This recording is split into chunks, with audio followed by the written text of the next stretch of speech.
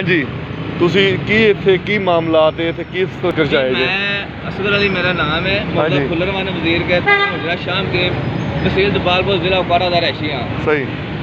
ते मैं मेरा घर सी 50-60 साल तो उत्थे खुल्लरवान वजीर के जिला हाँ कुपवाड़ा जी। च किहड़ा कि उत्थों दे कब्जा ग्रुप बादत अली मोहम्मद खान मनसफ राबी यार ने उन्होंने घट 2020 च मेरा हटा दिता सी। हाँ मैं उन्होंने के खिलाफ दरखास्त दी थाने, मेरी कोई सुनवाई नहीं हुई। हाँ उस तो बाद मैं अदालत हजूर वाले रजू किया, अदालत हजूर ने रिट पटीशन के आर्डर कर दिते 154 के परचे दे सही। SHO हुजरा नूं।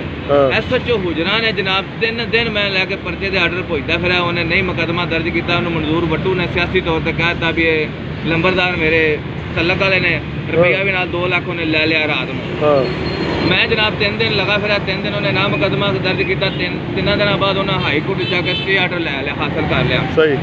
स्टे आर्डर तो बाद जनाब मेरी हाई कोर्ट ने इंक्वायरी वास्ते वापस DPO ਨੂੰ भेज दिता। हाँ DPO ਨੂੰ किले भेजा इंक्वायरी वास्ते दोबारा। हाँ ते मैं उनदे च जनाब मेरे को DSP ठीक हो गया।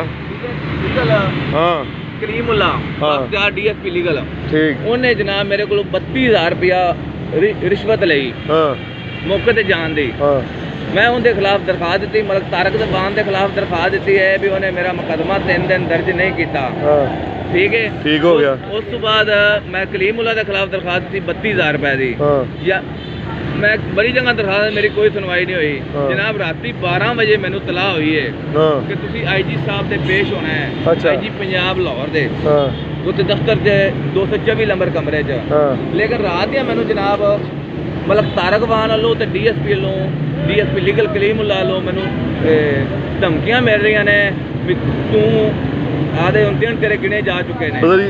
बदरिया फोन। हाँ जी सही।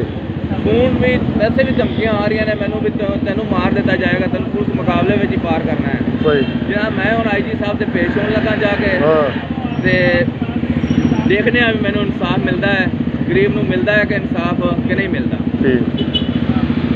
आप सारे